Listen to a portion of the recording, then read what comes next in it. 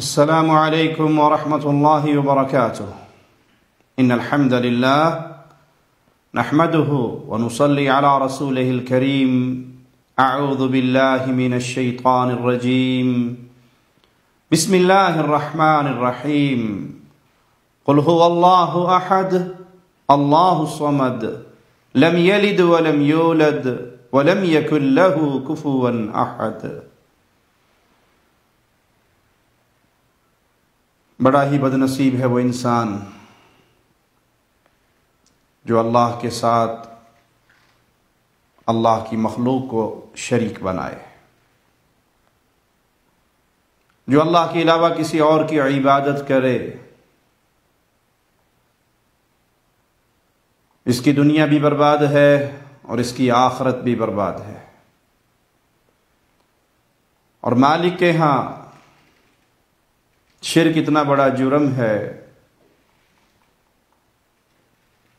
کہ مشرک کو اور جس کی پوجا مشرک کرتا ہے، ان دونوں کو رب نے جہنم میں اکٹھا کرنے کا وعدہ فرمایا ہے.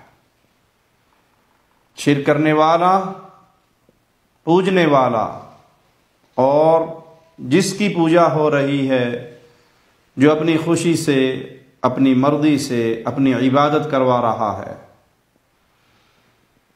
جو زندگی میں وصیتیں کر کر کے جاتا ہے میں مر جاؤں تو میرا مزار بنانا، اس پہ عرس بھی لگانا، میلے بھی لگانا، وہاں چراغاں بھی کرنا، منتیں بھی ماننا. تو یہ مجرم اور جس نے اس کی پوجا کی جہنم کا ایندھن بننے والے ہیں. کلام الہی مالک کا فرمان سنیے، انکم وما تعبدون من دون اللہ، تم اور جن کی اللہ کے علاوہ تم عبادت کرتے ہو، حصب جہنم انتم لہا واردون، تم سب کے سب جہنم کا ایندھن ہوں گے اور تم اس میں داخل ہونے والے ہیں. حدیث میں آتا ہے کہ جب یہ آیت نازل ہوئی، کفار مکہ اس آیت کو سننے کے بعد کہنے لگے کہ عیسیٰ علیہ السلام کی، عزیر علیہ السلام کی اور فرشتوں کی عبادت بھی کی جاتی ہے. عیسیٰ کو پوجتے ہیں، کچھ لوگ ملائکہ کی پوجا کرتے ہیں. تو قرآن حکیم کی یہ آیت کہ جس کی پوجا کی جائے وہ بھی اور جو پوجا کر رہا ہے وہ بھی، دونوں جہنم میں داخل ہوں گے. تو مسلمانوں بتاؤ عیسیٰ اور عزیر اور ملائکہ کا کیا بنے گا؟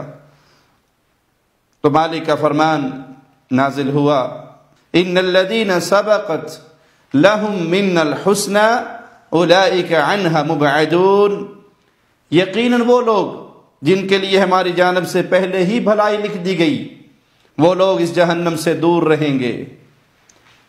یعنی عیسیٰ علیہ السلام، عزیر علیہ السلام، ملائکہ، وہ اس سے دور رہیں گے.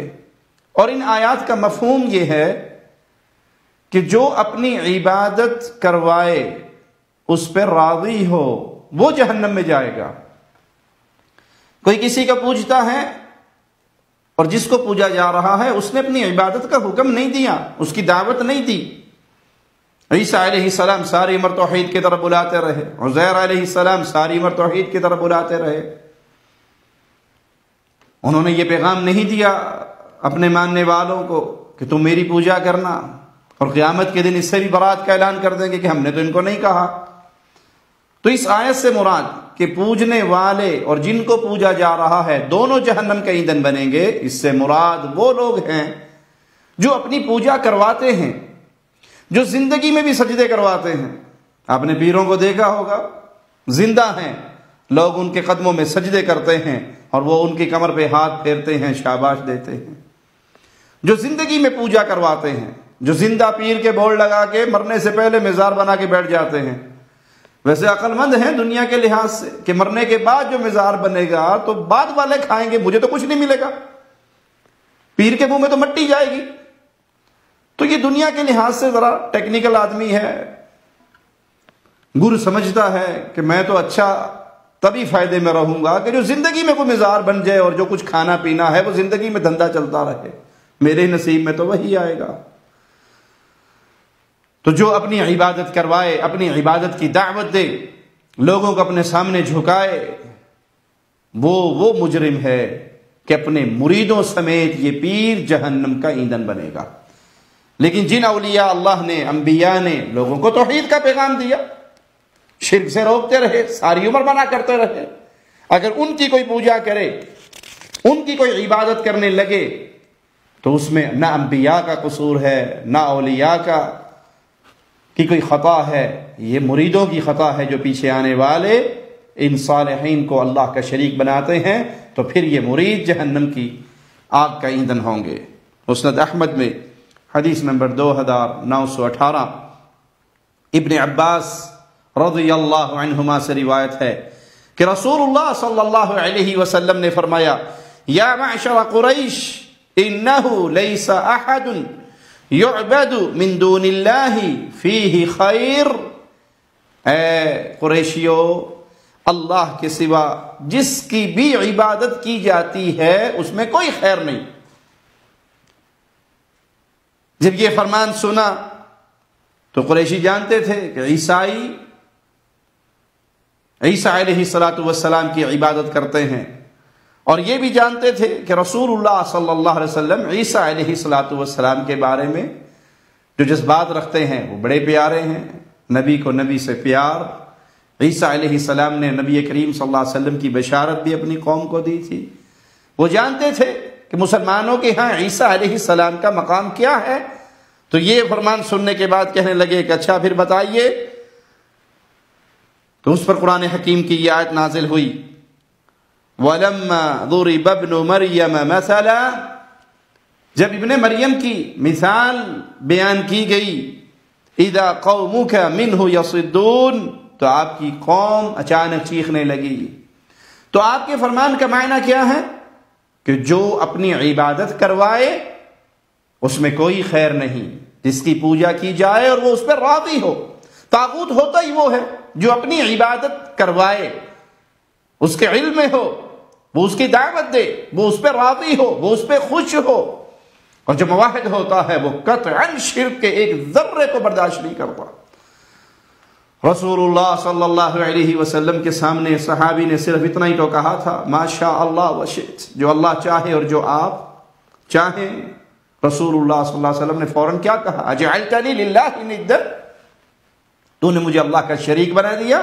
قل ما شاء اللہ وحدہ، یہ کہہ جو صرف تنہا اللہ چاہے وہ ہوتا ہے، اللہ نہ چاہے تو کوئی کچھ نہیں کر سکتا۔ تو جو اپنی عبادت کرواتے ہیں، جو اس کی دعوت دیتے ہیں، جو اس خانقاہی نظام کو قائم اور جاری کیے ہوئے ہیں، وہ اور ان کے مرید پوجنے والے یہ جہنم کا ایندھن ہوں گے۔ وہ اولیاء اللہ جو سچے اولیاء اللہ ہیں، جنہوں نے توحید کا درس دیا ہے، لوگوں کو اللہ سے جوڑا ہے، اپنے سامنے جھکنے کی بات نہیں انہیں بتائی، وہ ان باتوں سے محفوظ ہیں۔ اللہ سے دعا ہے اللہ ہمیں انبیاء کے طریقے پہ، صالحین کے طریقے پہ چلتے ہوئے توحید کا داعی بنا کر رکھے اور پیغام توحید کو پھیلانے والا بنائے، اور اس محنت کو اللہ خالص اپنی رضا کے لیے پسند فرمائے، قبول فرمائے، اور اس عمل کو قبول فرما کے ہمارے چہروں کو جہنم کی آگ سے محفوظ فرمائے۔ اقول قولی ھذا